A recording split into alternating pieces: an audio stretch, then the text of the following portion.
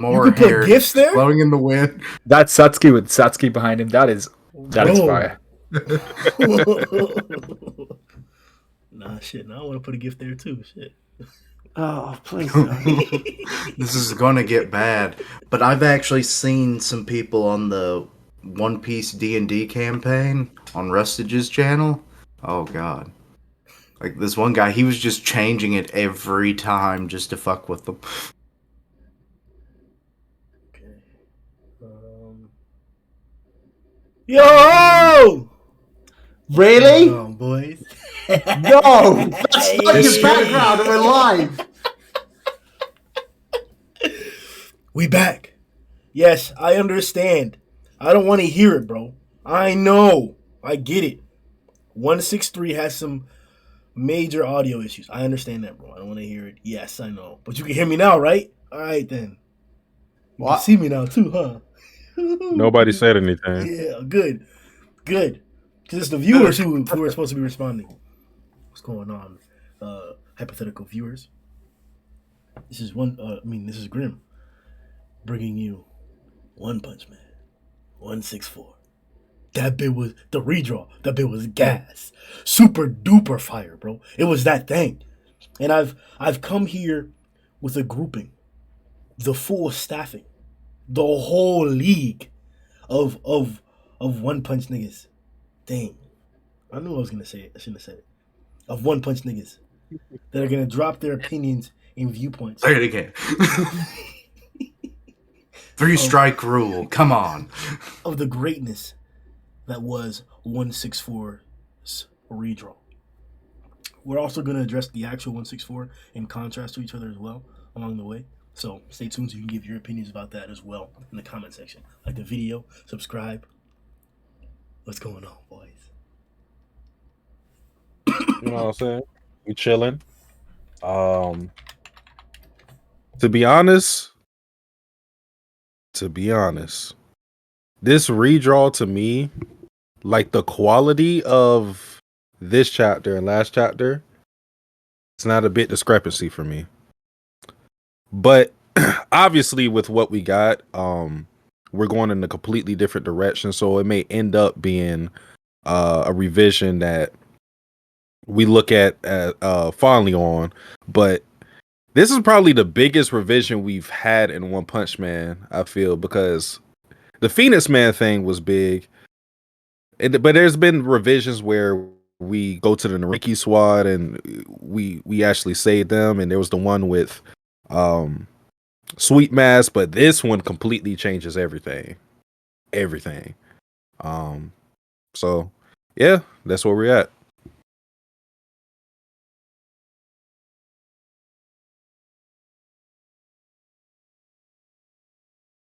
Who's next, bro? I will go next. Yeah, so it was weird for me because I read it back to back. So I read the original chapter and then I read the redraw, and I was like, man, I'm not sure if I like some of the things that went down here, because like I feel like some of the intention was changed, some of the reaction was changed in terms of characters and how they dealt with things. And I mean the whole table thing and talking it out, I was like, hey, I'm fine with that being changed. I'm cool with that. I'm fine with the end of the chapter. But then, yeah, elements of like how Garou was dealing with this stuff, and I was like, I was kind of liking some of the conflict he had. And then I think I like how he resolved it this time around in terms of himself, and he was like, you know what, I'm going to carry on. But I liked the original conflict, and I wanted to see a little bit more about that. But yeah, I think we can discuss it as we go along. There were elements of this I wasn't quite a fan of. Yeah, I guess comparing it, the main change is obviously the end. We were talking about this last time, how I guess with the podcast, not the podcast, with the fight building up the way it had, like this is like the big fight that's been building up for a long time, and it kind of didn't really live up to like the expectations I had for it. And personally, I was fine with the table talk. I was like, that's cool. I've got no problem with this table talk happening. But in comparison to this fight going down more and building up even further, I'm like, I would rather have this to try and like match the expectations I had. Because there isn't like there's small changes that I like more in this chapter, but that's kind of the main one, really. Yeah, the original version just totally took me by surprise. I was like, okay. Also, was that supposed to be Saitama's like apartment? I don't know. No, that's a random building, mate. That's all. Okay. I mean, that would have been funny as hell. But oh well. So yeah, them just sitting at that table, that was weird. I mean, depending on how it was taken, maybe, but I didn't really like it at first. I was just like, what the fuck is going on now? I mean, I thought we were having a fight. It was one-sided, of course, and was in the redraw, but you know. But yeah, I'm kind of liking the new direction, you know. God's kind of playing his hand quite literally yet again. And it's like, take my hand, and boom. So I like that. And I always like space motifs, so yeah, Garou's new form. Awesome.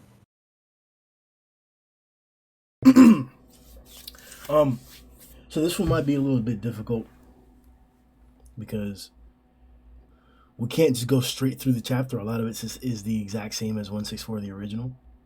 So we may hop around a lot. So just bear with us. I wanted to ask you guys first. How did you guys feel about the name change to the one of the most destructive attacks in the series? We are now to call it, or it's being dubbed, Extreme Faji. What do you think? Should have happened a long time ago. Thank God. What was the original name? Extreme power attack. Hell.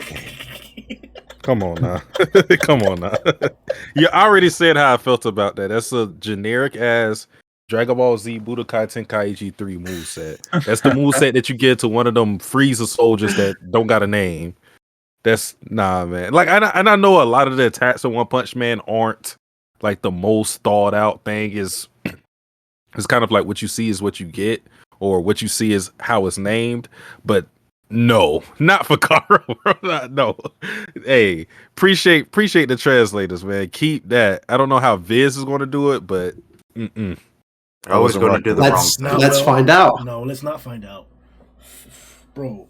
I'm The trash that Viz put out. supporting the original release. The what race? Whoa! What? Didn't that just reveal it, brother? He just say he supports the Supreme Race. Huh? It sounded like he said support the Supreme Race. Is that what he said? I said support the release. Oh, You gotta Remember, you thinking about Supreme Race? No, bro. I heard Took it. a wild turn, man. You gotta He was fix your support the Supreme headphones. Race. You got the same He's got headphones as dark. me. Oh yeah.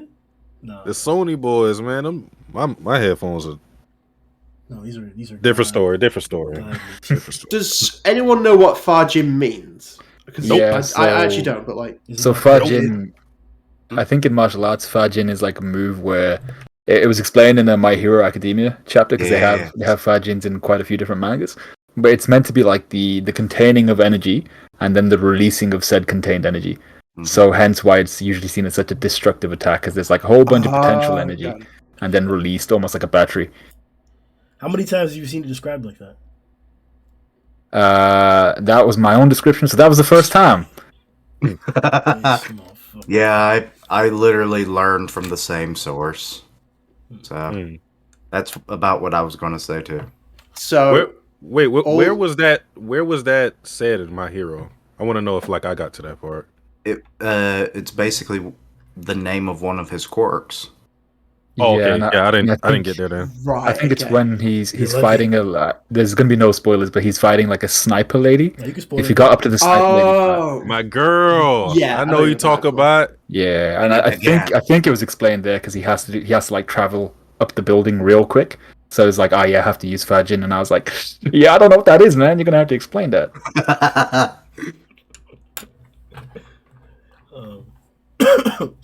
All right. So, man, there's stuff that I was arguing about that I want to talk about too, but let's focus on the chapter first.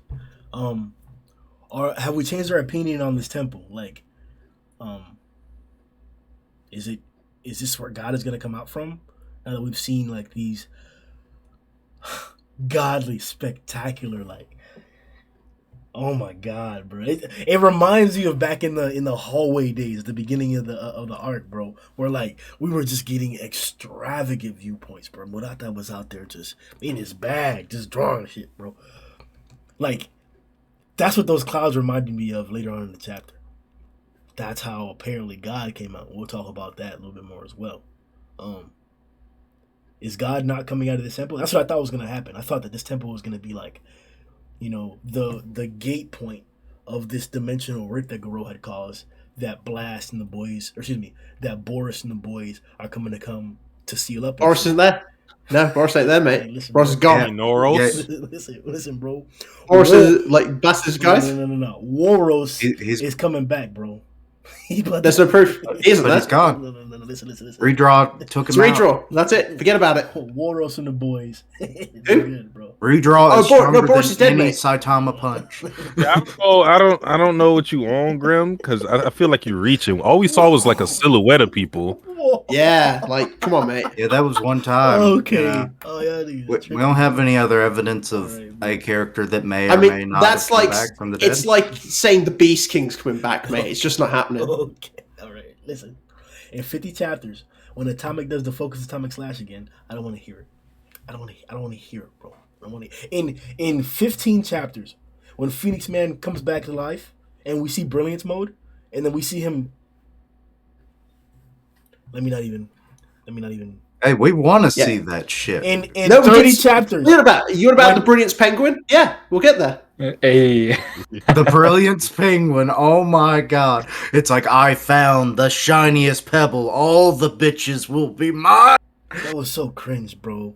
yo, he's No, gonna it have penguin wasn't. mode. We have this discussion. There's certain discussion we have at every podcast. It's Elder Centipede is really good. Oh yeah. Uh, you already know, big. Age Centipede is kind of shit. Bro, you would. Let me put it like this, bro. You would need the Emperor Nova for EC, and even then, it's a toss up. But let's make a poll question: would EC survive the Emperor Nova? It's right here.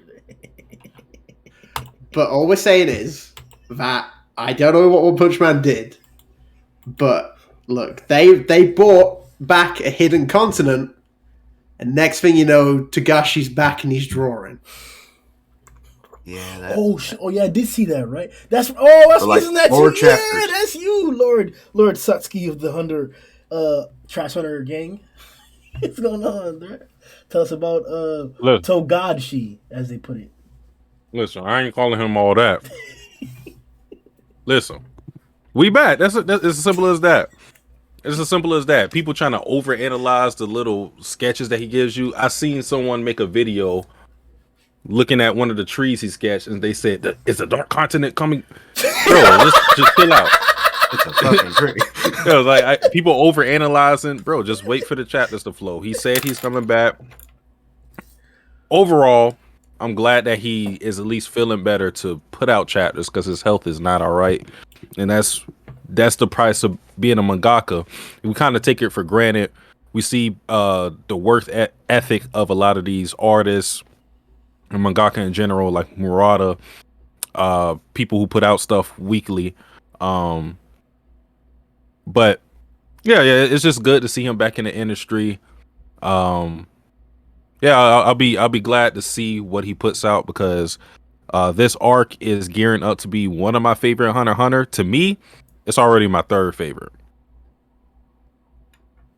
Yeah, it's already my third favorite. So that's all I got to say on it. People are going crazy though. People are going crazy.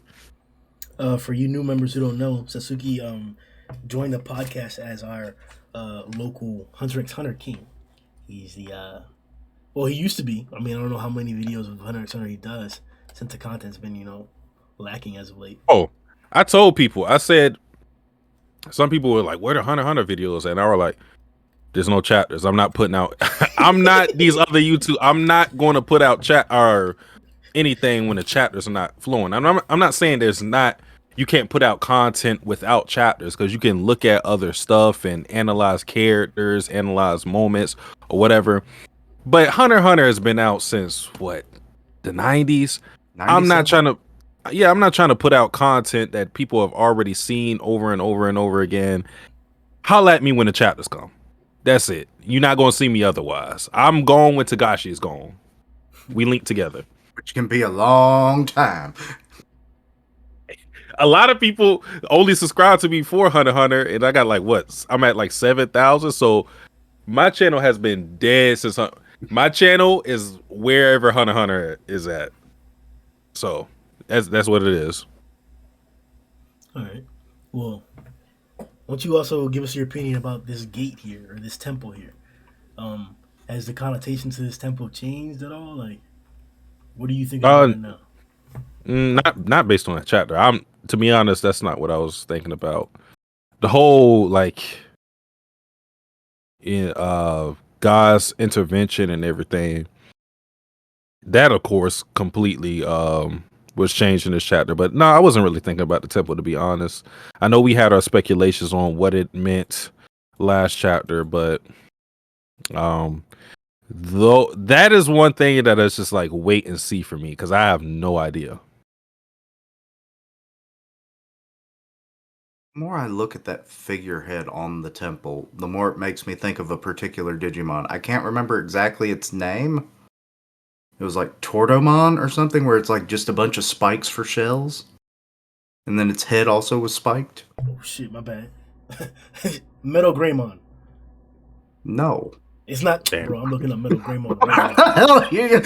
It was Metal Greymon. Does that look like Metal Greymon? No. It does, bro.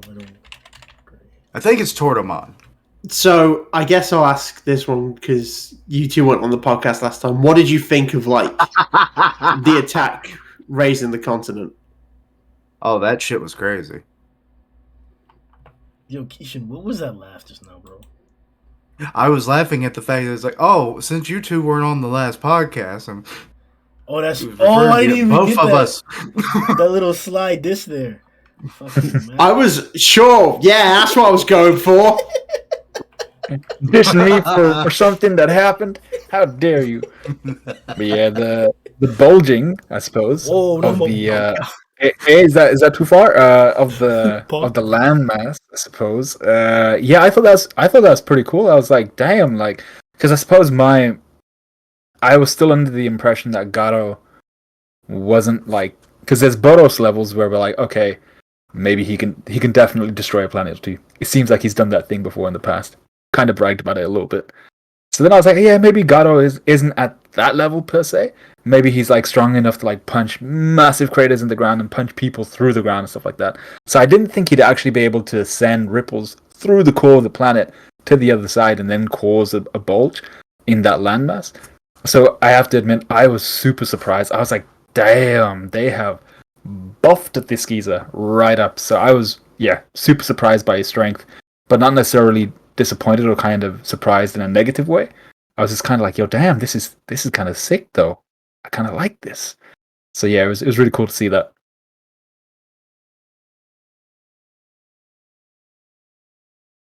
We know exactly where this is happening. Is it just on the total opposite of the planet, right? Yeah. Okay. I was pretty sure. Which, then that really brings the question. It's like, how often do people normally just travel to the other side of this world? That's what I said last time! Tomorrow, are these Because they were like, people? God damn it, why did we decide to go on this field trip and all this shit? It's like, this is a field trip. Bro, Everything else is a supercontinent altogether. Why are they flying over the ocean the other side? These are And also, Japanese there's people, apparently bro. glaciers on this side. Melting glaciers. Or is that You haven't supposed to be noticed that? rock? What? I mean, that's mountains. It could be mountains, but it looks like there's water rushing off of them. So maybe it is just mountains that have also been unearthed. That they're Oh yeah, all, definitely, mate. It's the whole 100%. It's the whole continent. So all the people being rescued are black haired, and they have Japanese writing on their life vests or whatever. Are these Japanese? They're Asian. They're all Asian. Asians. Yeah. Oh my god. In a Japanese manga, I would have Yeah. never suspected. Cause like I think Matt they're keeps Asian. saying this shit about the supercontinent shit. But if I haven't seen the picture in a long time, but if I'm remembering correctly, there was more land There is, but most of it is all grouped together. Are you saying that like there's a Japan on the other side of the world? I'm saying that the panel that we saw was of one side of the world. Mm. I mean, yeah. Go ahead and drop it in Discord real fast. I'm just double checking, mate, because I'm like certain most of it is on that. I mean, you could definitely be right, but I'm double checking. Because what you're saying What makes did you sense. guys Like, think? why would you have to fly? Go ahead. What did you guys think of the whole landmass thing? Were you guys fans of it last time? Because this wasn't a redraw aspect, was it? This happened in the last chapter as well. This is weird to me. Like, Definitely, it's crazy. It's I remember badass. Don't fucking get me with the wrong. tectonic plates. I'm not trying to downplay it at all or anything like that, but it's just weird. Like, I don't Like know. It's just weird. that display of power, like showing it like this, was that what was weird to you?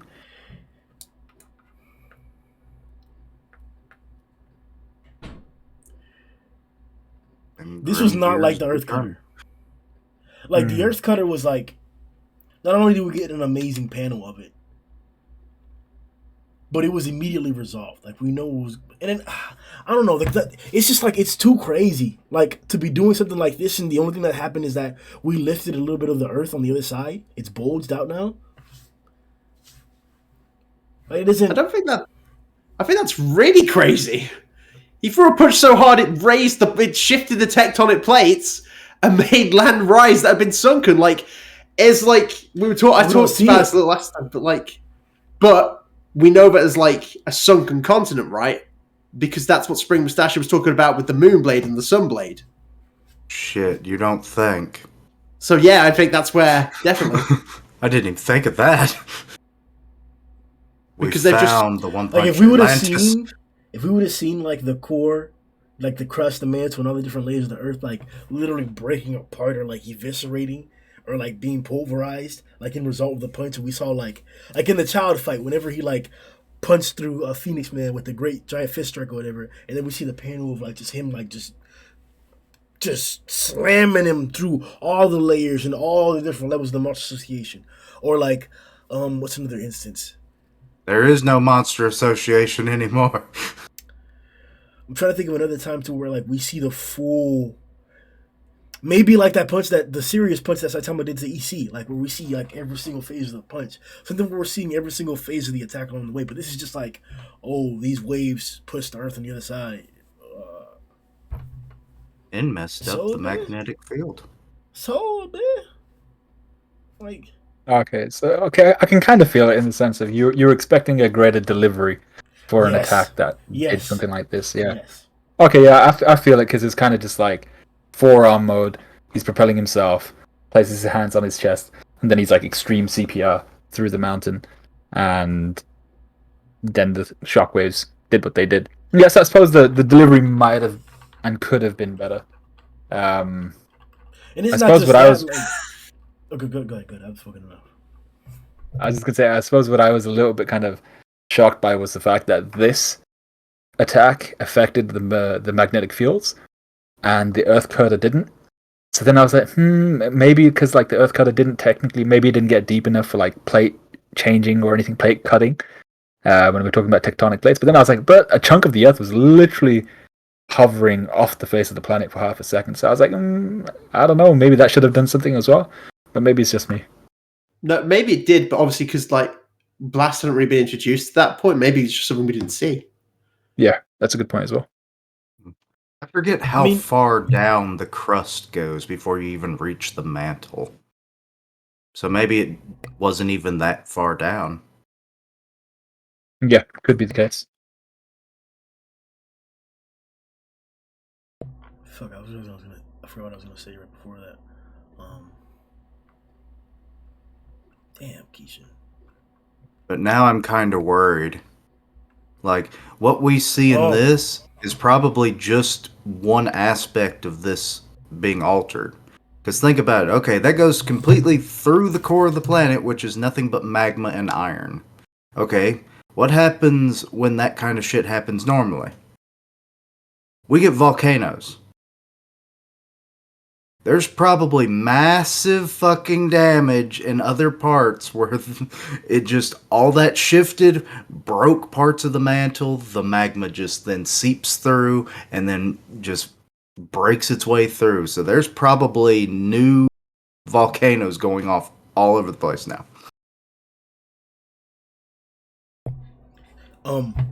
What you guys discussing, like Blast and Blast's response, Boris' response, quote unquote. What is? Hold on, let me get to it fast, because I'm blinking on their end. Yo, they responded, right? That's in the chapter. Who you talking about? Blast? Yeah. Yeah, Where's that He panel? literally just has that one panel. That's all. page 17, I think it is. 17. Or around about there. It might be either 15 or 7, 15, 16 or 18 for you. Okay, here it is. Yeah, Okay. I got like I see. 17. I see. Okay. What are they doing? What like? Here's a quote from the canon version: "The Earth's magnetic and gravitational fields are going crazy. A spatial distortion is creating a hole in the dimensional seal. That batch is gonna break through. We've got to hurry up and repair it." Did they put up a dimensional seal? Like, repair it? How can they repair it? Like, this is either a natural thing or it's a natural division amongst dimensions, or these people have the power to put up dimensional level seals. What does that mean? And why can they repair seals? And why can you repair this shit? Like, what? What the fuck is going on here? Excuse me. What the F is going on here? What are your thoughts? Said the N word how many times? 5 minutes in, you're worried about saying F. You asking the wrong people. Ask that to Marauder. We don't know. Yeah, Or ask it's, some Said the one. physicist that fully understands some of this shit. it's too soon. Yeah, it's just we don't have enough information to make. I mean, we can make assumptions and we can speculate and theorize, but I don't know. Like last podcast, I was stumped. This podcast, I'm stumped. That's just what it is. But I have no clue what this means. Before the redraw, we saw, was it Blast popping up like a portal thing? So it looks like he has some element of control over probably portals, dimensions, all that type of stuff. He can create rifts between them. So it could either be the case that they made this kind of dimension seal thing, which I doubt, or it could be that they're maintaining it. So these guys are essentially the maintenance group from different dimensions. So you got like the multiverse of madness going on here. And no spoilers here. So yeah, I reckon there might just be the janitor crew. They might just be cleaning stuff up, making sure any holes between any of these dimensions are kind of sealed up, because Blast has that ability, and maybe the Boros, who isn't canon anymore, and the elvish looking chick, and the lion dude. Yeah, maybe they all have some sort of capacity in dealing with these portals. But I think you pronounced Waros wrong. Waros. It's Noros, No, man. it was Boris. It's Boros. Noros. It's Who? Noros. It's like the Boruto and Naruto thing is Boros, man. Or Noros, I meant. Or Naros. You can call him Naros. They It's just not called me Boros, Bull. though. Who we talk about, guys? And, That's funny. hold bro. on, can we acknowledge this, man? Funny, bro. Can we acknowledge the fact that Marauder drew them silhouetted as if we didn't read the last chapter? Like, You know I what? get it. I get it.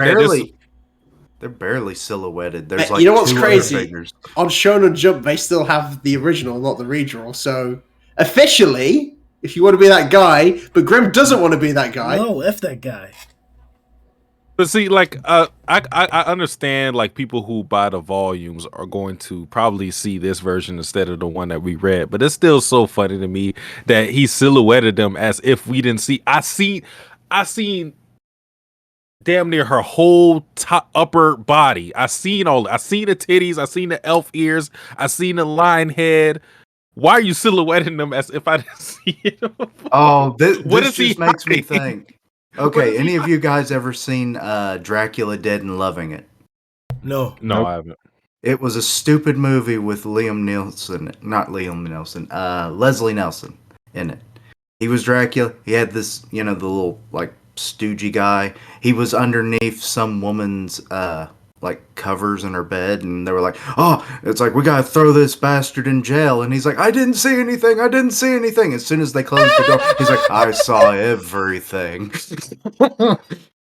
I got a better comparison for you, Keishan. This is the equivalent of reading the hentai doujin and they try to pixelate the cock. I know what I'm seeing. I know that Why you- phallic shape from somewhere. Hmm. Why are you pixelating that as if I know Japan? So I'm not ignorant to it. I know Japan's laws on it, but it's still funny to me. Why are you pixelating it as if I don't know what that is? It could only be one thing. Do the same thing with And if it- vomit, but if they'll it's show blood and viscera all fucking day long. Someone vomits, someone shits. Oh, well, sometimes the shit because hell, look at Digimon. They were literally fucking throwing that shit as an attack. So, If I'm looking up hentai, why would I then be disgusted by the dick? very true. Just like this. Mate, I just I appreciate apologize, Sal- children. It was Salty's delivery on it so perfectly. Why would I pixelate the cock? It was like the perfect dramatic pause. It's the principle of it. It's to me. Half of what you came for was the intercourse, not the blur in the vagina. To be fair, I don't know which blur is who. So he did a good job there. Could be Because anyone. like one is not even like a human body. He just said, "Okay, fuck. Okay, I'm done." Like one, you could tell that one guy's blast talking, but the other ones are just like, okay, I guess they're human. They're just trying to. We'll never know. They're trying We to just don't hide know who it morals is. for later, man. That's what it is. Who? Boris. Boris, I am from the Russia that you do not know from because I am from other countries of other planets. Shout out to Russia, man. No. No. I'm only saying that because I got vodka right next to me. Oh, okay. Well, we're shouting out Russia for their potatoes, not for their Well, tentacles. you should very coveted that freaking bottle of vodka because that shit is like gone off all the shelves now. Sell that bit for that. Damn. Yeah. People have been talking about in the comment section in regards to the changed results of the consecutive normal punches. Not only did Garou's like limbs not break, but he even got back up. Are there any valid comparisons to this and the set of consecutive punches that Saitama delivered to Boros? Or is it still clear that Saitama's not going to kill Garou? Like, do you care that like his arms didn't break off in that attack in that sequence? No, not really. That's not something I really cared about. It was just I liked how it was delivered a bit more. How instead of it like being a slow build up out the hole, it was just like a shot goes like bam, like instant, like kind of falling out. But that was just a design thing. I don't really care if the punches got knocked out because, like as you said, Saitama doesn't want to kill Garou, and he's made that clear a couple times. You know, even I know we're not recounting the old chapter now, but even like, of course, he's like, I'm not going to kill him, Tari. Don't worry about it. I mean, everyone's focused on that, but then you don't focus on the punch that literally knocked him out of his monster form. Like, Yeah, that was fun. Yeah, it's great. He literally knocked the monster out of him. No, he knocked him out of the monster. But I didn't. But does that like? Okay, this is a question. Okay, this is definitely a newer question for the redraw. Then,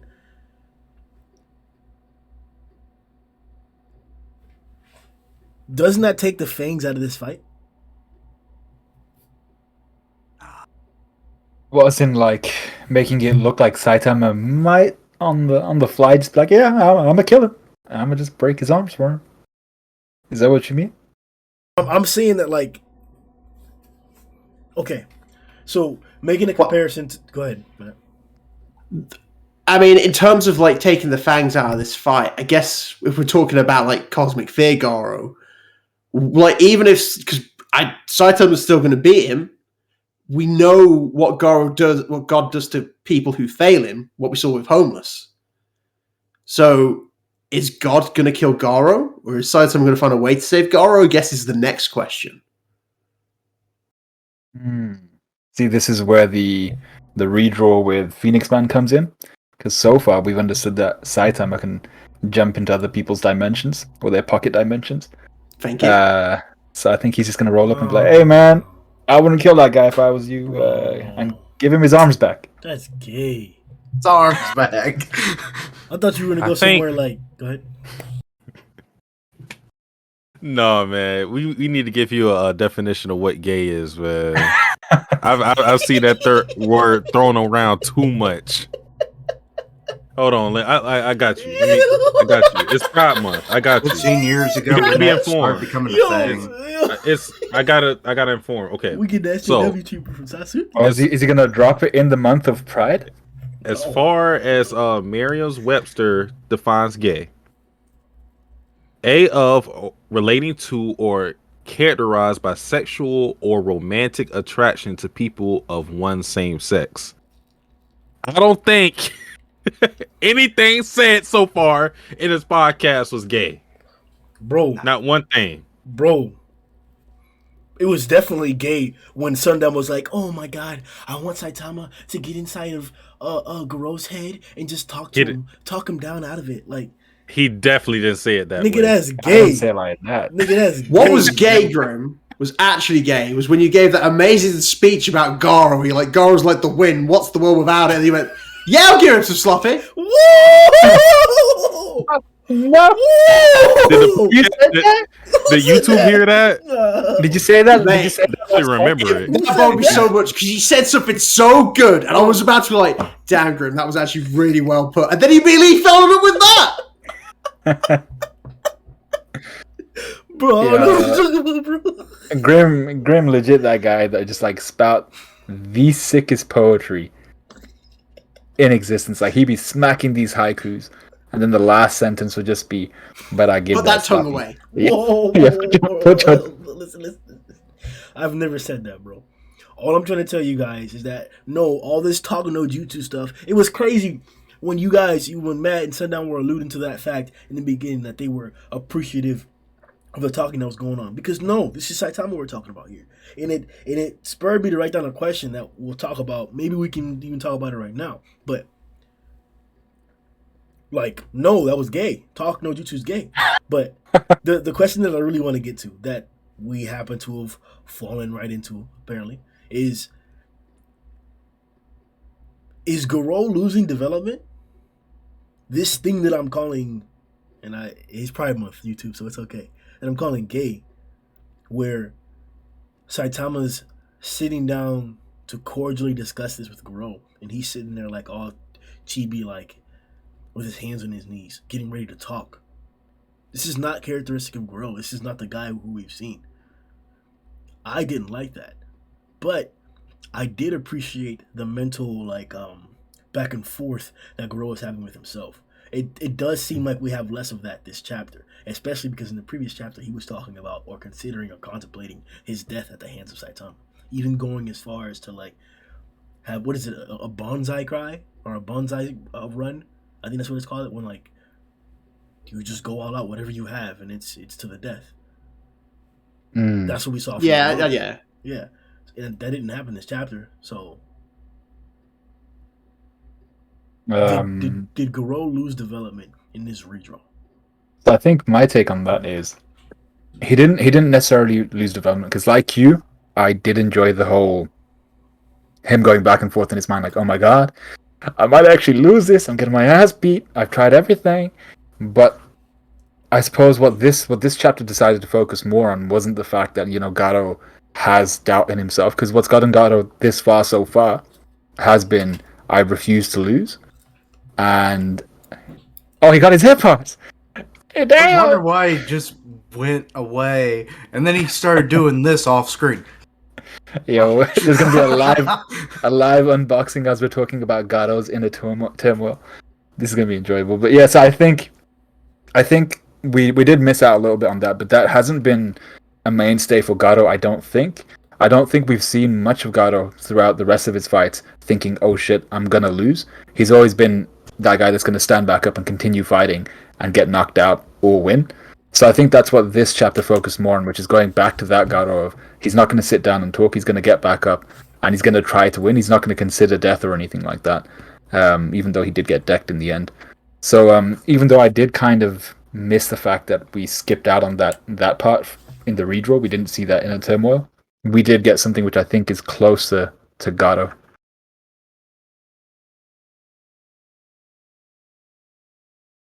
This is sorry, Matt. Go. This is tough. I'm trying to look through the chat to see how everything went.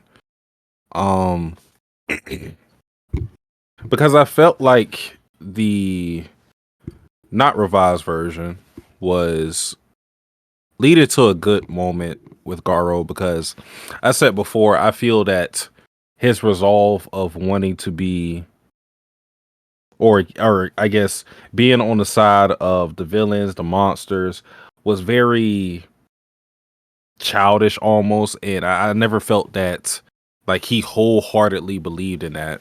It was just like something that he did on a whim. But you know, the reason I say that is because I felt like he could be someone who could be changed, not easily, but if you did what Saitama did, beat him down, sit down and talk to him, he could be someone that would listen to reason. So I felt like the direction of his character, you know, I liked it. I know a lot of people didn't enjoy it. And the revised chapter kind of changes that completely, because it is like Sundown was talking about. It's just like with the intervention of God, it's just like Garou doesn't have that moment to kind of like pause and think, and because in an unrevised version, it seemed like Garou basically gave up. He said he wanted to die. He was like, you know, I want to die by your hand, Saitama, basically.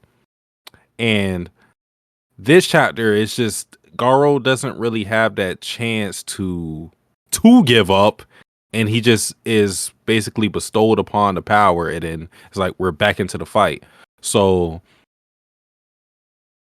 I think what like the overall point of if Garou is losing character development from this, yes, but it'll probably come later, just because I felt that to make a big change like this, you had to be gearing to get to this point, as because we saw the whole when they were sitting down, and we still saw the moon. So maybe if we went with that version, God would have intervened at some point, at some time, just in a different way.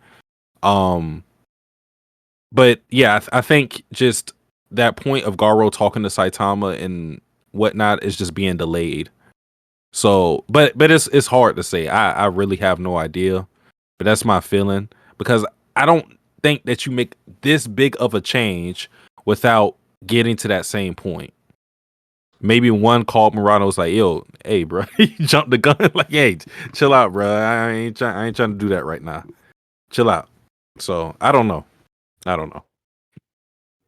Do you think, just because jumping on that the original might have done like this anyway? So in terms of like God intervening, and then yes, maybe like a round 2 to their fight, but Yeah. because of like, let's just say for example, momentum of the fight to like start, because like you have this fight, momentum stops, and then it starts again.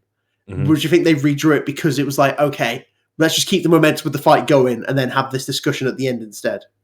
Yeah, because if you were to if you if your overall bird's eye view of this thing is that we're going to continue this fight no matter what, it makes sense to keep up the continuity of how the fight was going, and instead of just stop, like, because that's what it was. The fight was completely stopped. The fight was over, and then it's like you had the potential to restart it because we saw God's eye, and you know, the power could have been bestowed upon him mid conversation. We don't know.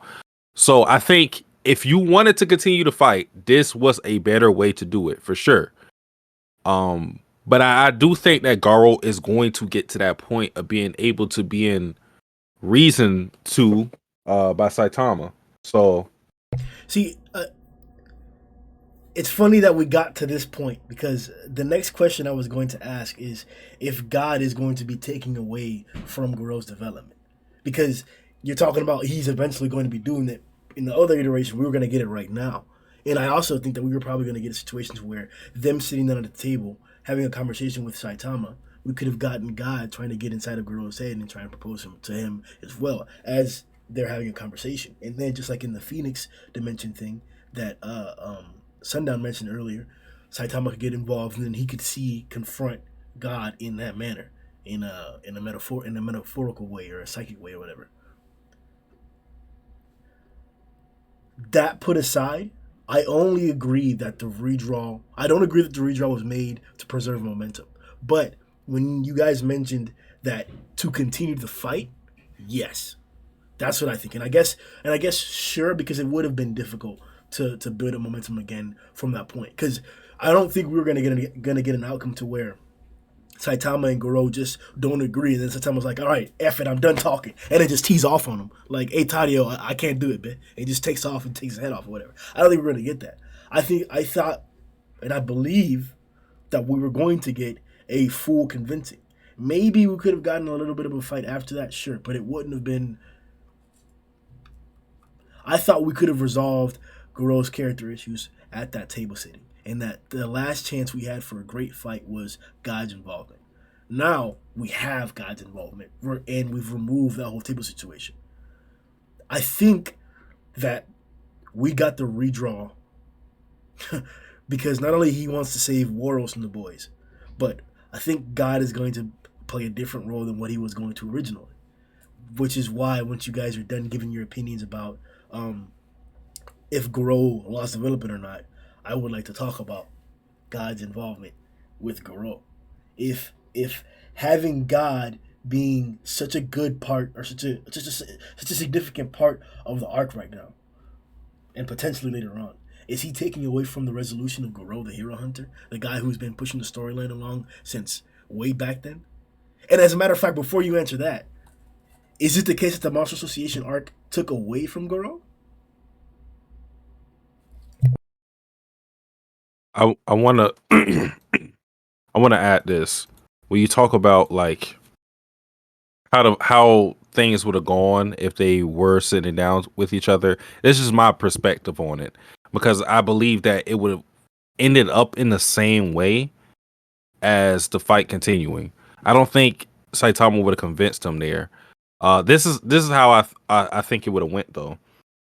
Like maybe mid conversation, God tries to tempt Garou into him giving him power, because in a chapter in both chapters we see that Garou is Xing out different things that don't work on Saitama: techniques, speed, power, creativity, attacks.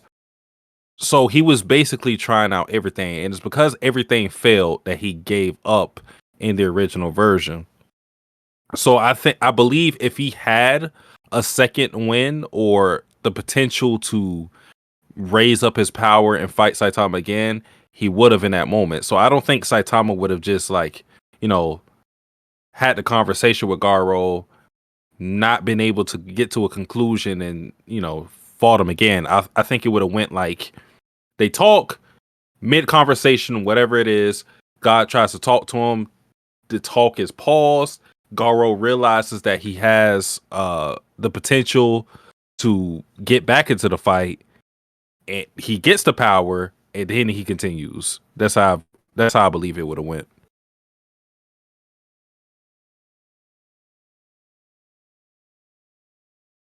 I would definitely say that it probably doesn't really diminish the level of development we've seen for the character thus far.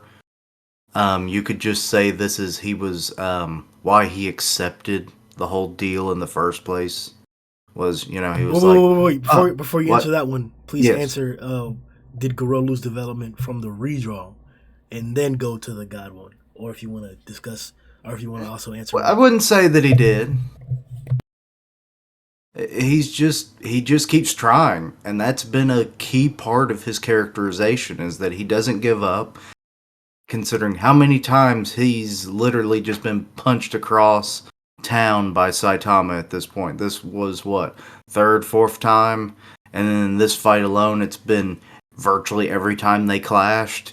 So, yeah, really not. Now, be it he's running out of options of what to do, as we saw with his mental process, but I don't think he's lost anything. He's just not gaining any ground. Hence why he took the deal. He was like, "Well, Master, you've come to help me. Yay. Okay, I'll take that hand." And then he gets ultimate power.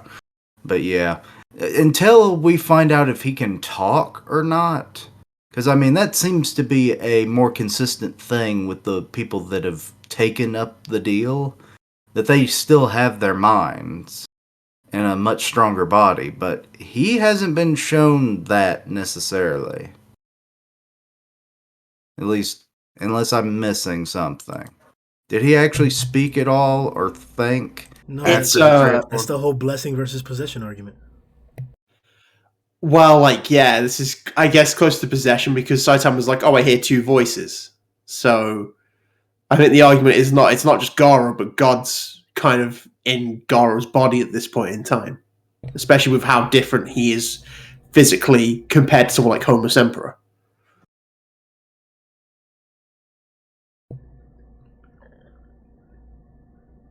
Okay, I have to pee real fast. Please answer the question: Is Garou going to lose development from God Gay. possessing? Hey, bro, cause I gotta pee.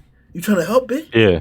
Is God? No, you didn't have to tell us. Oh, I'm not just gonna leave Satsuki's y'all here in taking over silence, while bro. you go pee. No, You I'm go saying, lose some water, you go lose answer some this power. question. Satsuki's got the podcast. All right, bet.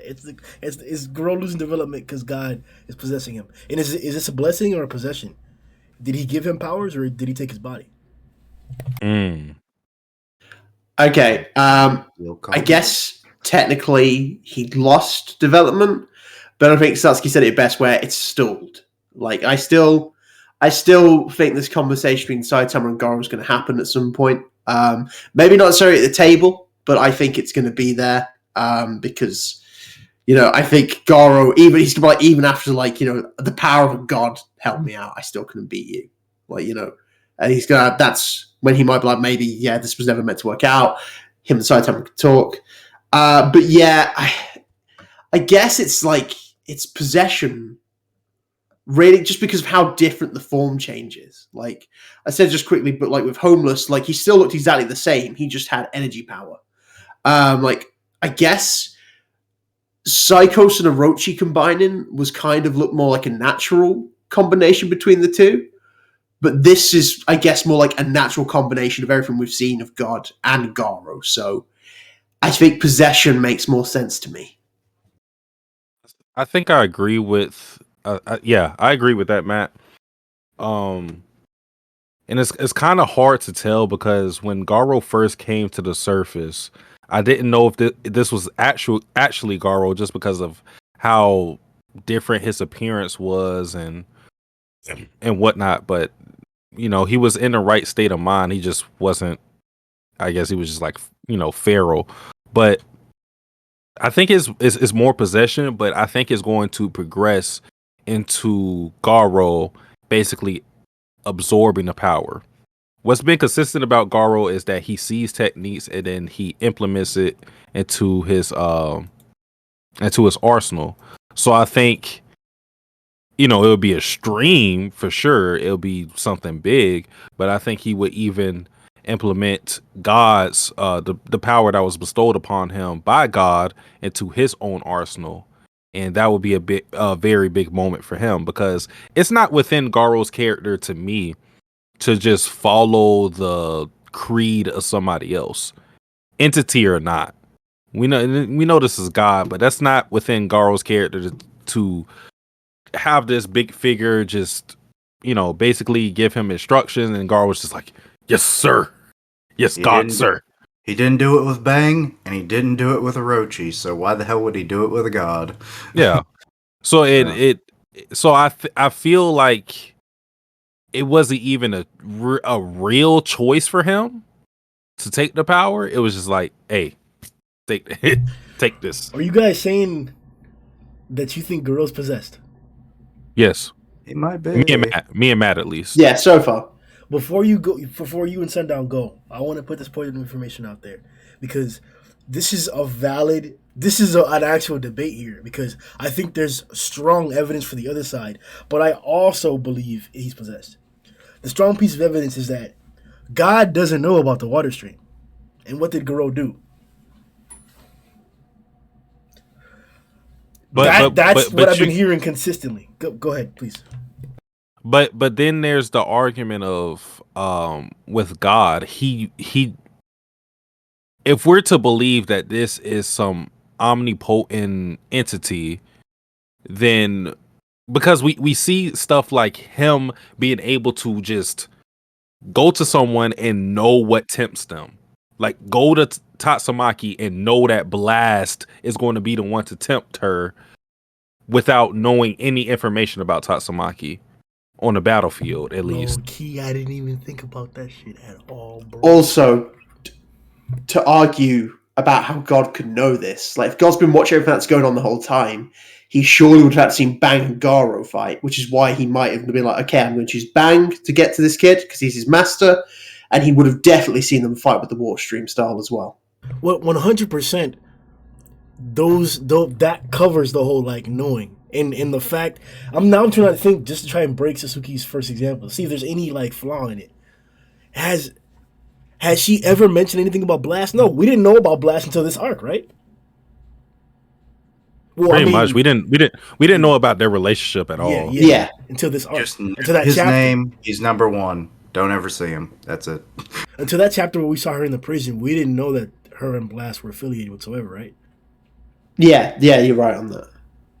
Damn, that's true, bro. So, okay, it seems consistent that God has to see you, from what you guys are pointing out, or like observe you somehow.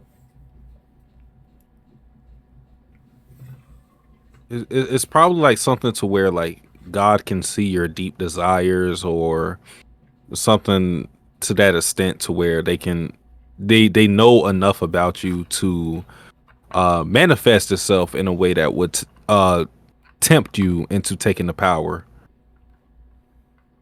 Let me read the dialogue here, because I actually. No, I was just gonna say, because especially if like God is literally seeing through the moon, then it makes sense why he sees everything, because he's up there half the time. He just sees what goes on.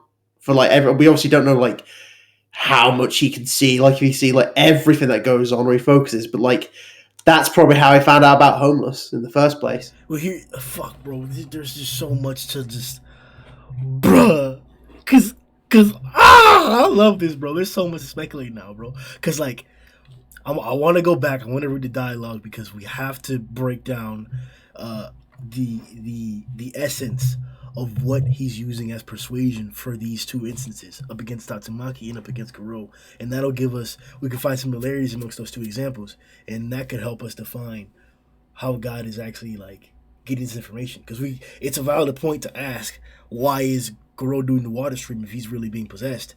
But nobody else looks like this cosmic shit besides Garou, and he has two voices now. That sounds like possession. But Matt, we're in agreement. The whole podcast was. It seems to be heavily alluded to in the story of One Punch Man that God is looking upon the events of the earth through this moon. Or, no, I said that wrong. That the crater on the moon that seems to appear like an eye is a reference or represents God's observance or God observing the events that are going on. If that's the case, because throughout the entirety of the continuity, we do not know where God is. The same panel where Homeless, in the same sequence of panels where Homeless saw God standing on the moon, he then saw him in a field of flowers towering above him. But he was actuality having his neck or having the life choked out of him by zombie on the ground. That's what was really happening. So those three things weren't happening at the same time. Those three things all didn't happen. We don't know where God is. We have this strong, damn near fact of a representation of God's viewpoint. But wasn't God walking? If we got the dialogue of a dimensional seal break, we get this extravagant looking cloud and this extremely detailed, like heart-throbbing homo foot steps out of this cloud and it starts walking towards Garou. First off, why didn't Saitama see it? Secondly, why wasn't it making the ground shake? Or why didn't they feel the ground shake if it was actually doing that, which it was? And third, if God was walking and running towards Garou, who's on the moon? Who's watching from the moon? He's not looking down at the same time where he's walking towards Garou. Like, what's... This chapter in that sequence of panels completely broke my perception of what's actually going on here. I no longer think, or I think it puts more doubt into the reality of whether God's watching from the moon or not. I still believe that 100%. I'm just saying now we have more questions. Because was God really here? Do the panels that we saw have any sort of correlation with what Blast and the boys were saying about a dimensional seal break? Was God really here just now? I don't want to answer any of your questions. I just want to acknowledge. No, for real. I just want to acknowledge that we talking about One Punch Man, bro. And this is in a good light. This is a series that people, believe to be very basic and bare bones when it comes to content discussions and whatnot. And we're having like this big discussion on the lore and theories that we have. This series is crazy, and it doesn't get enough credit for it. On a unrelated note to Grimm's question as well, something I really liked in that whole sequence is because we've always compared to the moon like an eye. Like when God is like when the clouds are forming the storm, the moon has never looked more like an eye peering down at that point. Yeah. And then this sequence, it looks like an eye like looking down on people. It's crazy. Which also is like the moon looking down on people, so. I think directly in relation to Grimm's point, just judging by Blast and the boys and how they talk about it, I do think there's an element of God being there, or this God being there, physically. Now, whether he can be seen or not by Saitama, and it was pretty obvious that he couldn't see him. There's got to be an element there of, okay, why couldn't Saitama see him? We had the whole Phoenix Man pocket dimension, which he was able to jump in. Is that something he has to choose to do? In which case, then he'd be able to see him. Why wasn't he able to see him if he's actually there? Like you were saying, I'm still not sure about that. But I think the whole conversation about repairing the seals, I'm assuming they didn't repair them in time. This god then just pops up and says, "Yo, what's good?" And then Garou gets the whole talking to. And what I like about this, actually, this whole conversation between Garou and who he perceived was Bang, and it turned out to be God, was the fact that Garou doesn't actually, he's still in this redraw, doesn't actually give up. He just perceives that he's taking the hand of Bang, and he's, oh yeah, let me just take your hand for a real quick sec, and then gets possessed. And I think it's a full possession. I don't think it's anything to do with being lent power like with Homeless. I think that was a different thing. and maybe that's the distinguishing factor here, which is Homeless was lent power, and while he was lent power, we only saw God on the moon and in that flower field. But this is the first instance of seeing someone actually being possessed, I think, and it's the first instance we've seen of God setting foot on Earth. So I think that's a direct correlation to the fact that Garou's been possessed. And I think that's the end of my point. Something else that's really important, actually, is it isn't just Saitama who can't see it. No one can see it apart from Garou. Like, the whole point of that like panel where the feet are coming down is you see everyone's reaction.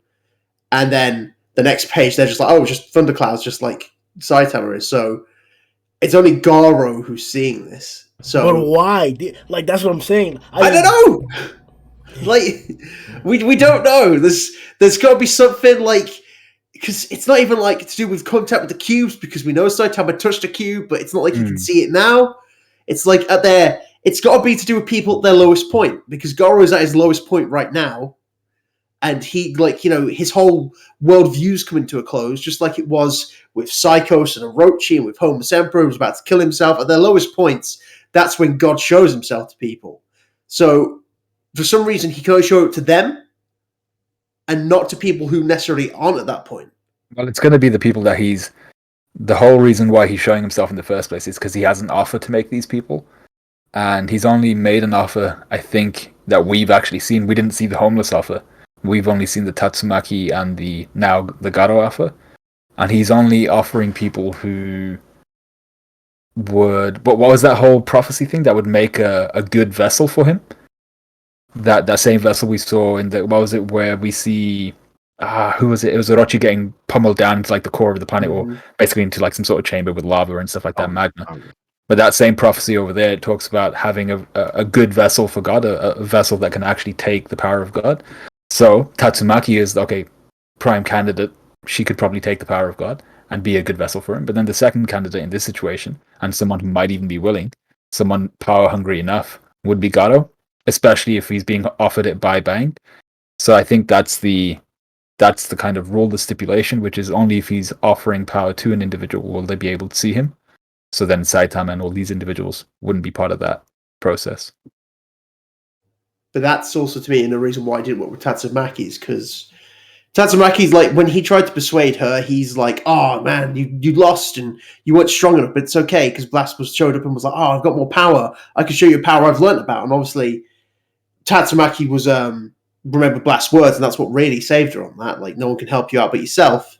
But more than that, it's not like she was at like her, like a point where she was like, I have to take this power. You know, like, it wasn't like, it might have been a different scenario if like she saw like Fubuki literally about to be killed and she couldn't do anything about it because she had no power left. That's the kind of scenario I think Tatsumaki would have taken it.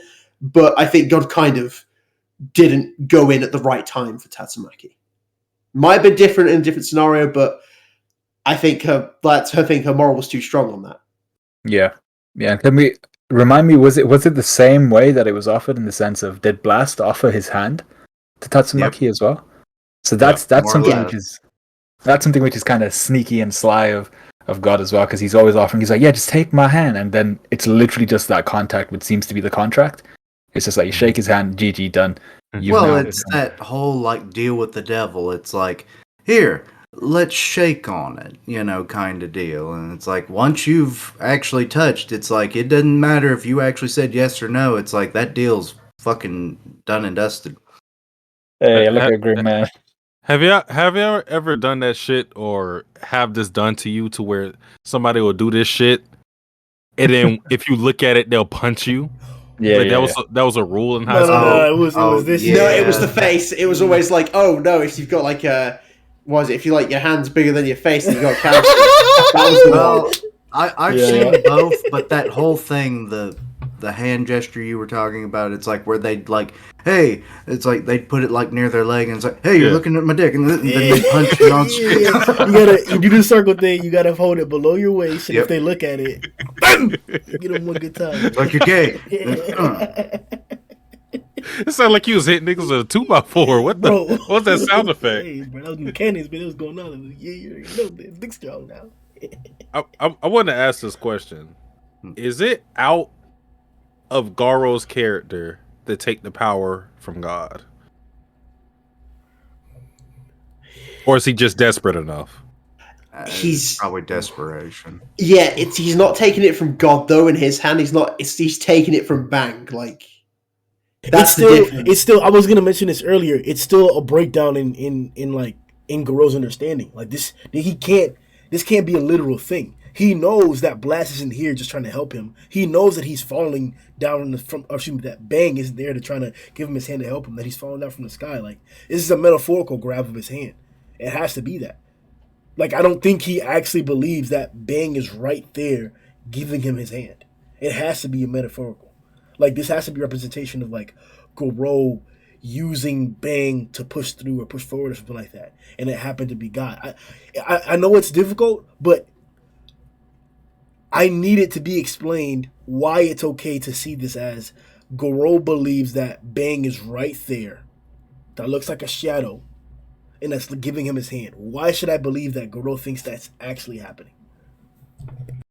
We obviously don't hear the voice, but the fact like the panels, like it, I would assume that each time there's like just the black panel of text, because he's like, there's no master who just sit back and watch the student get beaten. That it's just constantly Bang's voice.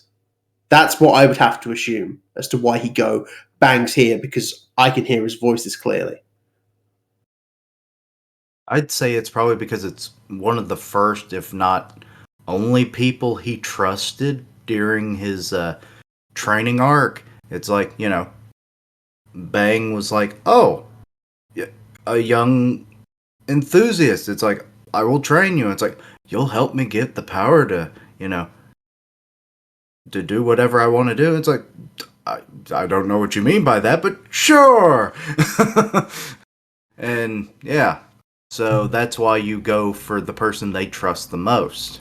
Even the dialogue though, like he's saying, "Who are you? You don't know Bang's voice? He's not hearing Bang's voice, huh? Shut your mouth. You want to get killed?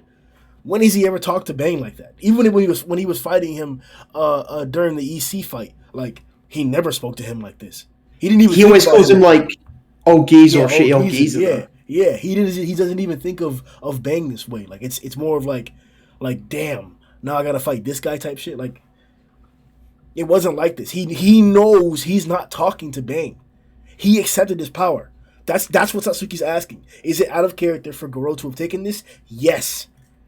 Yes, he's relying on something else, on somebody else. And he clearly understands that. And hold on.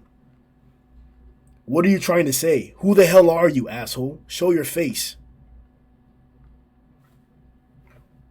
Oh, like why? I imagine. Continue. I'll let you go right now, but I'm saying like then you see him like old man, where he sees like Bang or whatever. I guess you can use that as a justification. But what? How? Like is Garou delusional right now? He's at a really low point in his life. And he's kind of been smacked in the head more than a few times at this point. There's a concussion, bro. Yeah, to be fair, Grimm, he's been pushed through multiple mountains. He might not be thinking straight. That's probably why he took... okay, God probably didn't take on the form of Bang immediately until, like, right when we see the first silhouette with the, you know, I'm here just trying to help you out. It's like, that's why he kept saying, it's like, who the hell are you? And it's like, oh shit. Okay, he knows I'm here. Time to, you know, play the game. And then he, like, changes into the most trusted person that this victim knows. It was like, then that's when he turns around and is like, old man? So, also, like I said, the concussions that he likely has might have distorted his what he heard originally. And it's like, oh, wait, does Bang just have a cold now? I don't know. Yeah, I think at this point, Garou is probably just looking around like, I feel a little woozy here, man. Like, I just been punched in the face 5 times by this guy. But I think personally, it's really important to see kind of the way the story's unfolded, particularly in this chapter, in terms of Garou and his accepting of Bang's hand, because we get earlier on in the chapter when Saitama lands in front of Garou after actually having punched him through those mountains. We get a little flashback to Garou as a kind of youngster when he was looking at other people and they were kind of like silhouettes with just eyes and a mouth. And he's looking over at Saitama, and we get a little panel saying he's like the embodiment of unfairness. And then we're seeing Saitama next to those people. And in his life, the only time we've seen people drawn like that are the people he's viewing as like people who've bullied him, people who've oppressed him, people who've pushed him down, all those types of people. So he's seeing Saitama, a hero, once again, under that lens. So it's kind of reaffirming his hatred for heroes, even though Saitama is actually doing the opposite thing of a hero in this situation. He's actually trying not to kill the guy. So with that same kind of association in his mind, he's just been smacked again, and he's literally been smacked out of body. He's having an out of body experience at this point. And then his teacher comes up to him and says, "Yo, I can help you out." Now, would Garou have accepted this under any normal condition? Would he have accepted Bang saying, "Yo, let's go tag team this guy"? No. So I think you're right in saying that this isn't something Garou would do in a normal situation. This is technically out of character for Garou. But having said that, he is kind of revisiting his past, seeing the same kind of demons he's been seeing all this time, and he's literally being told by Bang, "You're about to fail in your one mission, which is to kind of cleanse the world of these demons which you've seen." And that kind of it's reaffirmed by the fact that Saitama is standing over him as he's lying down.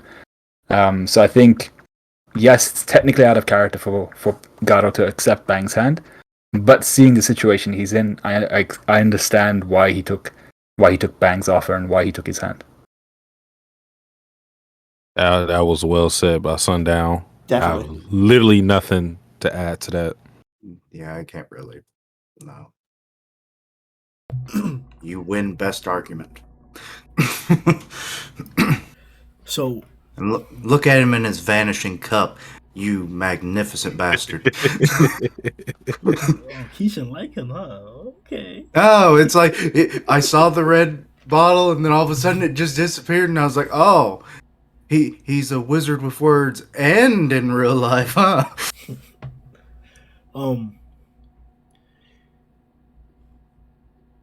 I'm partially here because of the art. Simply put, like, I read a lot of manga. The mangas that are my favorite ones have really good art. Page 33 of the redraw was that day, bro. Like, you could put this on the wall, bro. Like, What page? page 33. Okay. When the clouds like forming. Yeah. That's it. Okay. Like, this was spectacular, bro. I think this reminded me of something else that looks like this. There's already a picture like this that has the clouds forming in a circular motion. But it's from a different medium. I don't even think it's a book. I think it's like some random artist. I don't know. But if anybody knows what I'm talking about, please comment some direction for my thoughts. But this just looks...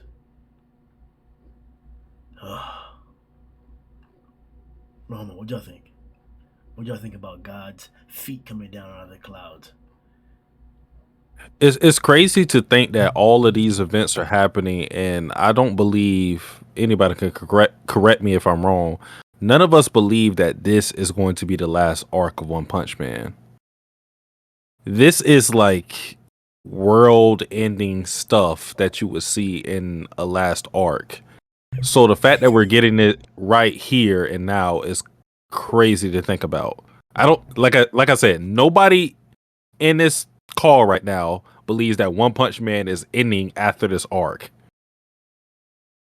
And this has nothing to do with webcomic. It's just a lot of story elements that haven't been touched upon for us to go to that conclusion. And for what we've got for this frame of God coming to the picture and what's happening to Z City it's insane. This is the halfway point by all means. Like, Rook B, we've still got A and S to go through in terms of Saitama growing as a hero. Like, This is like what we're expecting about. No, you don't agree, Grim? You don't. Bro, I'm not going with the your story? with your class scaling because it limits it. Like it's definitely limited. Because I don't even like.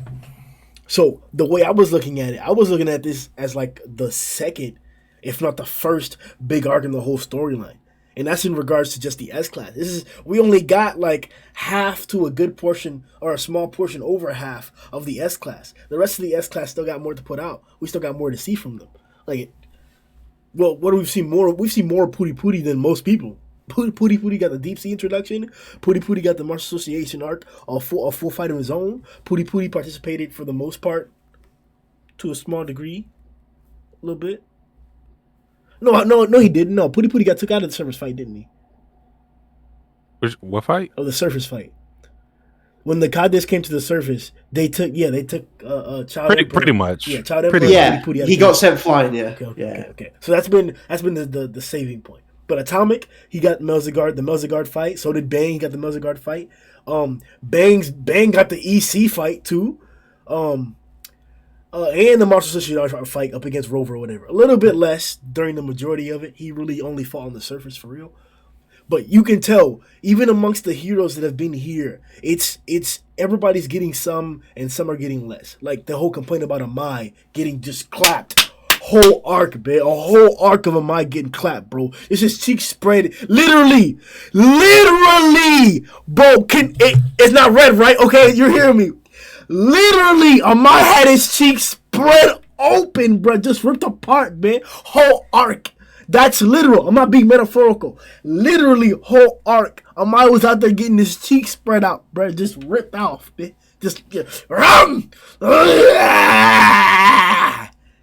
I think those were his legs. No. I don't think he was spreading across spreading his cheeks and getting up in his ass. That's how you spread cheeks, Suzuki. That's how you do it. You know, sometimes they be sticky. You gotta pry it. Whoa! Well, at least we know for sure these two both live in Florida, right? It's not a Floridian thing, man. You gotta lead it. No, Hey, might be. But We're getting a good sample size just from this podcast alone. but no, I don't think the arc is or the storyline is anywhere near even halfway. I think it's way in the beginning, and I do agree that to be getting these spectacular events this early, it speaks volumes for what's to come.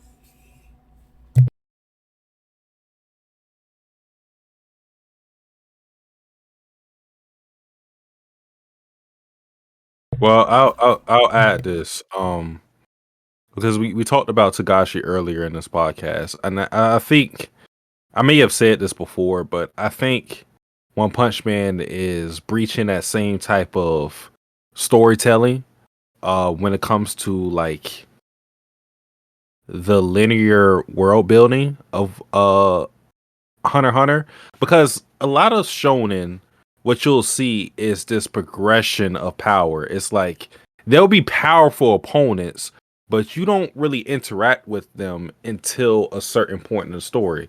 Usually the ending, of course. It's like you had to build your way up to get to a certain level.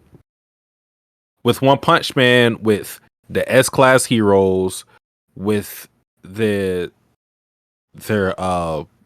intervention of God in this, with a character like Garou, Cycles, anyone you want to bring up, Orochi, this is a story that can be told in a way that you don't have to have a power creep nor a power progression that mirrors the story progression. We can tell the story in a way that's like, we can have this world-ending threat, and in the next arc, we could literally just have some, I don't know, like really contained thing that focuses on, I don't know, like maybe Atomic Samurai and his disciples, anything like that. One Punch Man is a story that can go wherever it wants. It doesn't have to follow the strongest power, and I really like that because it makes everything unpredictable.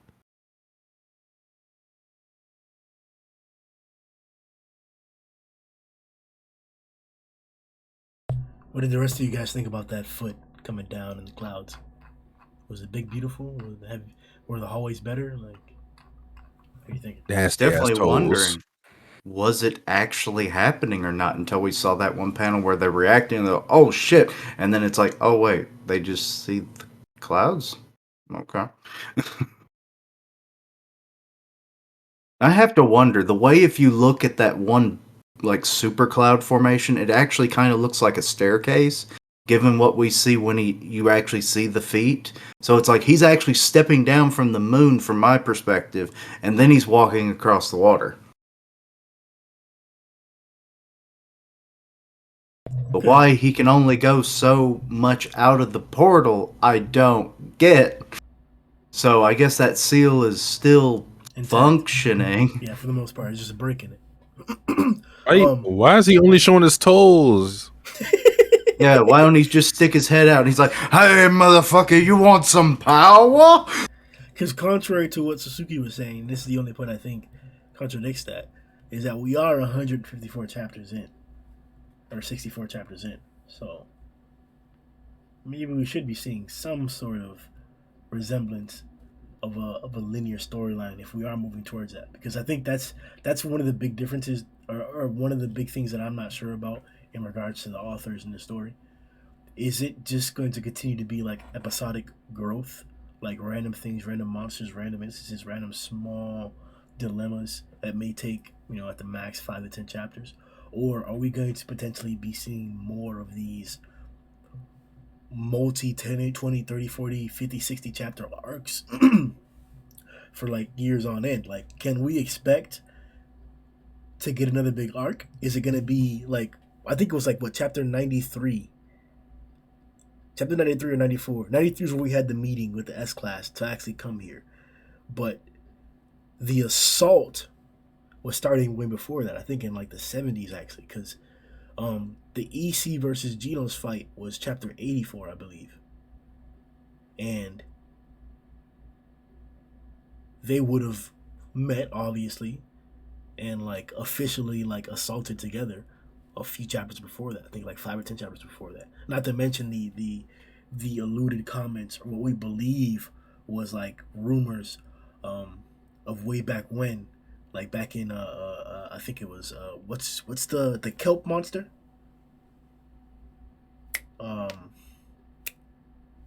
Combo Infinity. Combo Infinity. People think that Combo Infinity was really looking for the Monster Association and to meet up with them. So we could talk about there being echoes of this arc way back then in the beginning of the story. But officially, it was like right when they actually met together and decided to attack. So we're gonna get more stuff like that, to where we get like the super fight arc in between and small stuff like that, or are we gonna get big Monster Association arcs more often? What's next?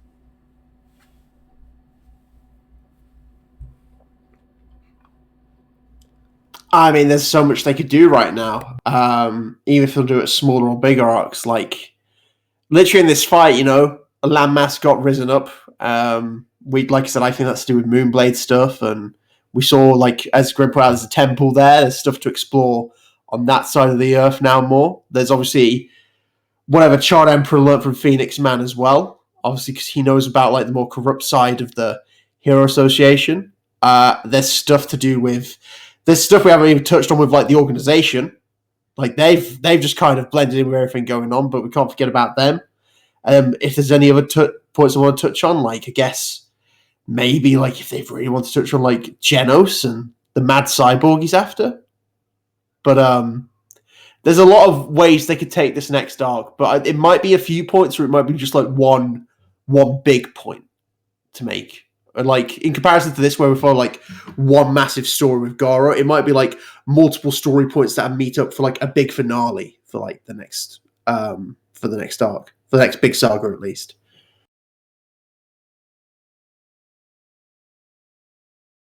Actually, this thought I'm about to say isn't completely my own. I just happened to find a random article about it. Okay, it pertains to the it's like right near the end of the chapter when Garou's having like that weird like dialogue where Saitama's like, he sounds like he's in a bathroom. The something can counter the fist that has turned against God, and that refers to Saitama, right? Does that mean that God has tried to make contact with him and that he actually turned it away and was like, nah, I don't need your shit. I'm going to do this the right way. So that's why he wants a powerful body to defeat the shit out of the one guy that was like, nah, brah, I don't need you. I don't know if the fist that turned against God actually means Saitama. I am skeptical. I mean, that's where I'm technically reading it from, and I didn't even think about it that way. I thought it was like something to do like, oh, well, this guy's become like super powerful through basic means instead of like divine intervention. It's like he must be taken out. That was how I thought it was, but then when I read that article, I was like, holy shit, they might be onto something. Did you guys notice the badass comparison? We got a similar variation of this in the Platinum Flashy Garou fight. With the famous quoted panel. It's our JoJo. Oh, you're approaching me. It's ours. It's ours though. It's the hey. Let me slide through for a second. Let me pass through for a second, man. Everybody was doing that, bro. But we got a new version of that. Chapter 160, page 25, and chapter 164, page 43. Girl lands behind Saitama. Saitama lands behind Garou. I'm waiting for the colored variation of the other one so that I can use it as a thumbnail. But badassery, what do you think? I like the idea that it's supposed to be planned because obviously when Saitama jumped behind Garou, we're like, oh, here we go. So when Garou does the same thing, you're like, oh, here we go. You know, it's like, yeah, round two, let's go. But also, you gotta love that squinty face that Saitama does after he rubs his eye. It's like, what the fuck am I looking at? I like just comparing Garou's WhatsApp, which was like, whoa, to just Saitama's like, what's that? Like, it's perfect, mate. Garou? The worst thing is, all the shit he's punched with that glove and he just rubbed it directly in his eye has to be one of the dirtiest things I've ever seen. Keishan, bro. Saitama doesn't strike me as a very sanitary person. Yeah. To say the least. Shout out to the guy who makes Saitama's suit, by the way. That suit's been through everything. And those gloves are still went to the moons, come back those gloves are incredible. Those are the gloves that we should make spacesuits out of. Tell you what, when Metal Bat's bat breaks, we know what we're replacing it with. It was like, you need to be. Wait, I don't get knuckle dusters. I just get rubber gloves. What the fuck? So just give him a try. Just give him a try. Just trust us on this one, man. Become the brawler that we know you are. Use them, Dukes. Something that's been controversial is Garou's appearance. Now, maybe controversial. No, controversial is the wrong word. It's a minority opinion. Garou looks badass, right? Yes. Yeah. Definitely, man. Space looks super cool. It gives me vibes of Gurren Lagann, and I love that. Yeah, I think it's probably. I don't want to say the best Garou design, but this is human Garou, right? Or no, he still has like the scale look-alike things on his arms and forearm. Yeah, he had a little bit of it left. I mean, but this is what I've been clamoring for the entire time. I wasn't really feeling the bulky, Frieza form 3-2 type of Garou. Like I wanted the more Human physique. size? Yeah, more the physique of a martial artist rather than I know it seems contradict. It seems like it's contradicting itself, but I'd rather see him in a monster form in a human body than seeing him super monstrous with the wings and the fire and the claws and everything, the talons and everything. I prefer this over the other versions of Garou that we got. Not to say that this is the definitive best, but there's a over few like girls. Jet That might be I'm taking why this he over Jet lost. Garou. I'm That taking might this have been over why Jet he's Garou. losing. Because he was going away from his fundamentals. He was becoming more of what he saw other monsters do. It was like, oh, wings, weird powers, transformations. Okay, I'll give it a try. Oh shit, none of that worked. Okay, back That's to basics. That's actually a good point because yeah, throughout what was happening, it happened in the revised version, but I think it was more like it was executed better in the last version. Is that Gar was just trying shit out versus Saitama, and it's not like he was. Sometimes you have to just go with whatever's not working and just progressively get better with it. And Garo was just abandoning everything when he saw it wasn't working initially. It was like, okay, power, nope, speed, nope. So yeah, I feel that. I feel Do that, something Keisha. stupid. Okay, this Well is said. not the Garo you want. This is more the Garo you want. They're One Piece figurines I found in a store. That maybe this is even like a slight reference to what you're saying, so that's key because like he's literally gone from a big bulky form like Frieza, third form to final form where he's gone back down and now he's like final form Frieza.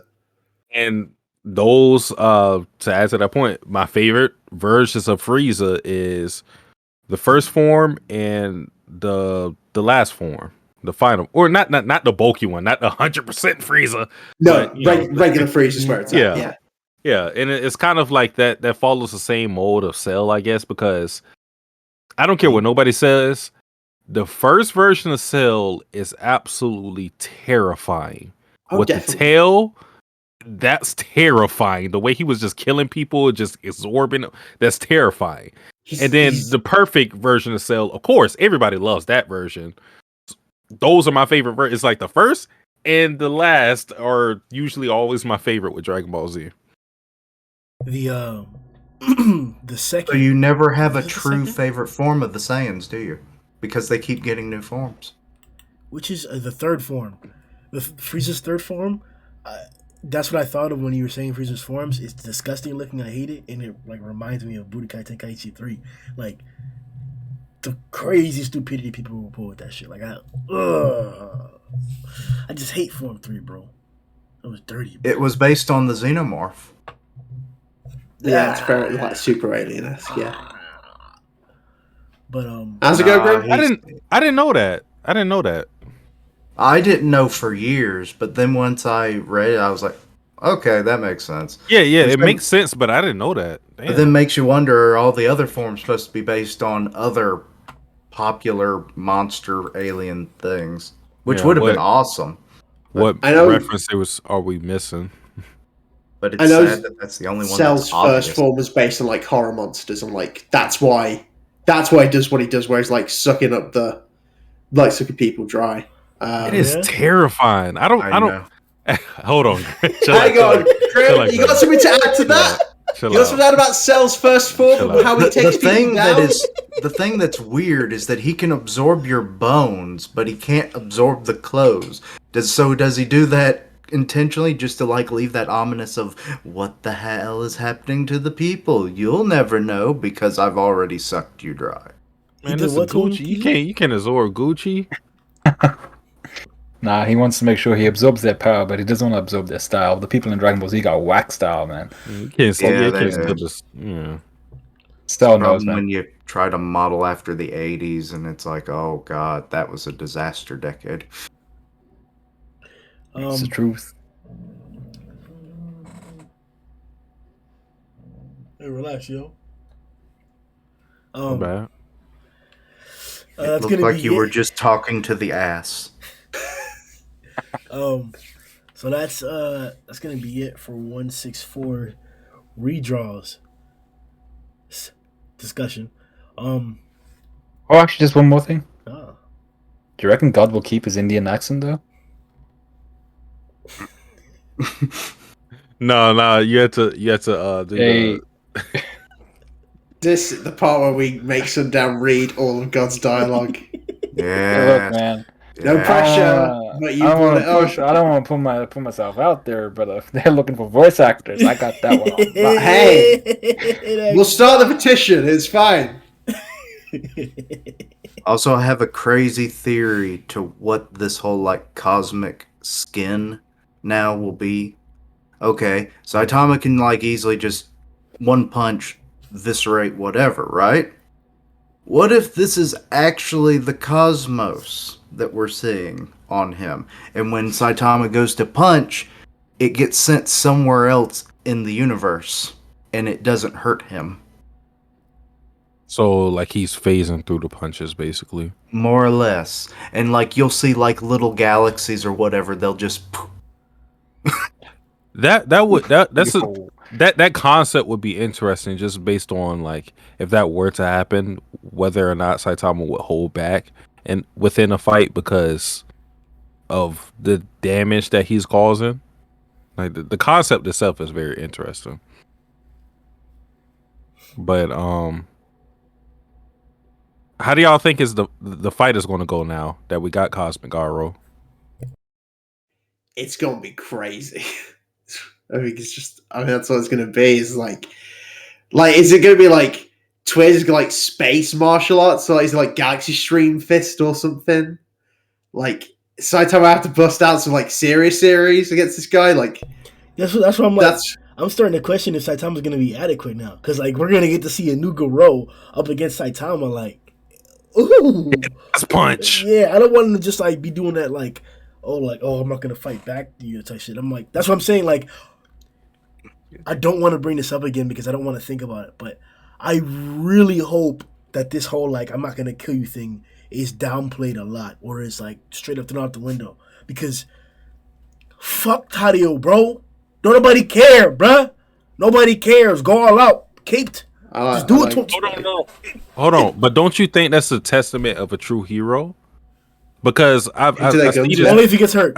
Only Saitama, in order for what you're saying, and I'll let you say it, but I know what you're going to say. In order for me to agree with that, he has to get hurt, and for real. Then I'll be like, okay, fine. But if not, no. The fangs are taken.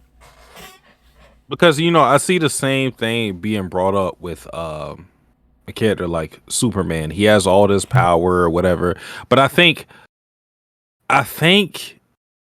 it is a bigger show of who you are, of your character, capable of, if you can hold back that power and hone it to a point to where you can use it in a non-lethal manner in a fight of this magnitude.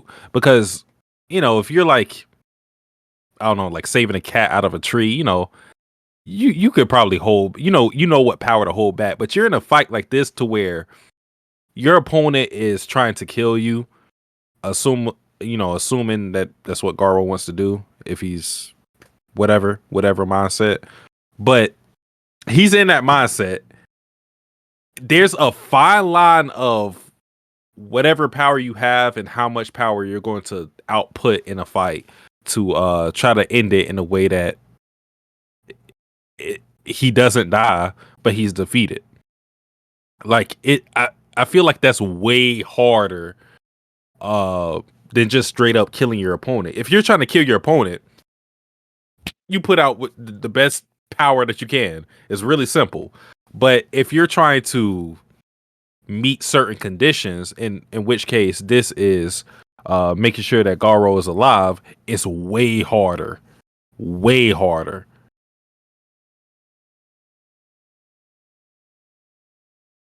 That's all I have to say.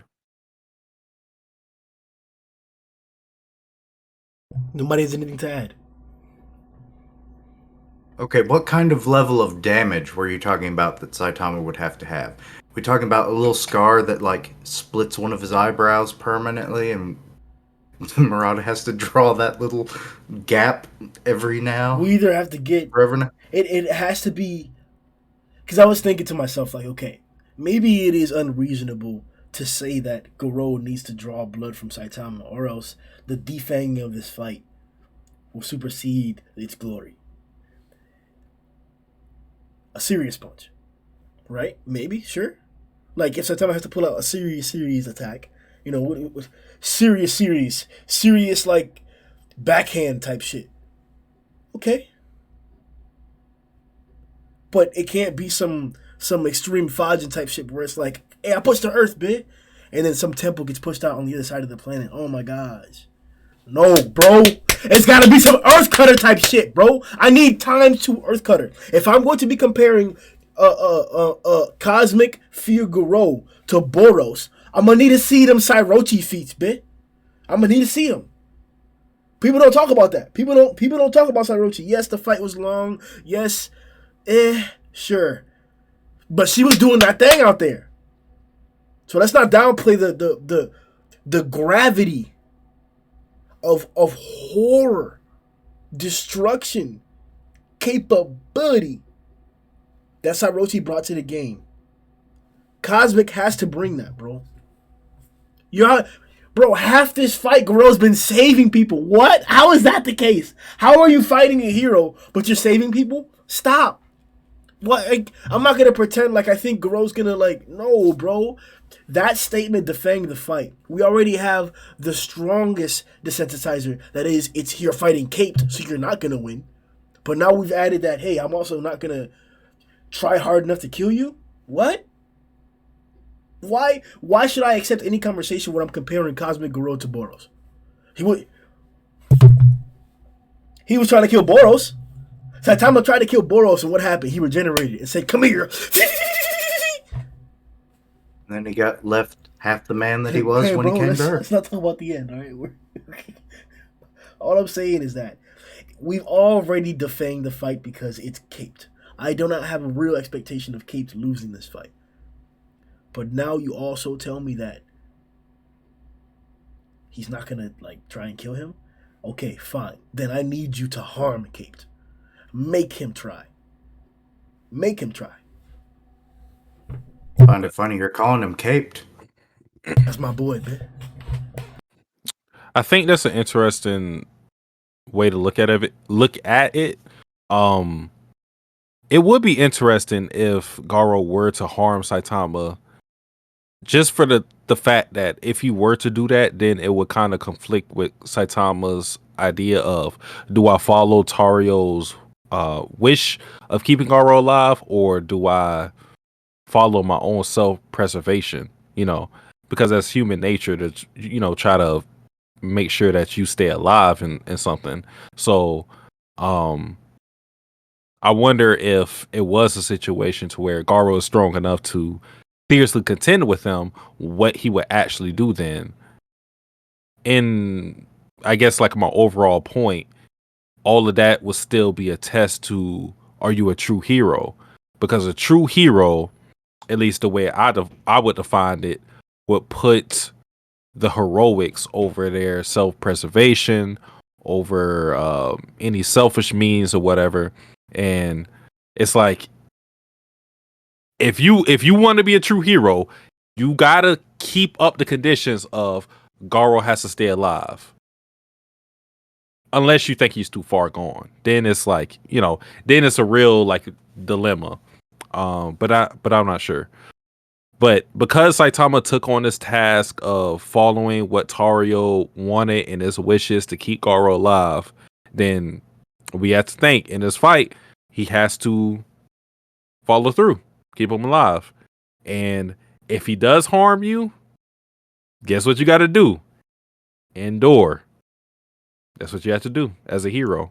It might not be that he harms Saitama, but it might be because of what Cosmic Fear does to maybe it's the planet, if he's that crazy and he's our lives are in danger here. Is it better for me to try and stick true to what I said to Tario, or do I take him out for the greater good? Because if he keeps going, a lot of people are going to get injured or die. It would be cool to see Saitama get injured though, because then it would spur that thing in Saitama that we haven't really seen since that season 1 dream sequence where he's fighting all the kind of underground people. Where if he gets hurt, would Saitama then pursue finding God? So then we'd kind of get another tie into Blast where Saitama would be like, wait, it's that guy probably knows where he is. and tries to find him, and through him find God, all that type of stuff. So that'd be pretty interesting if we got like another storyline going that direction. But I don't really think Saitama's going to get hurt though.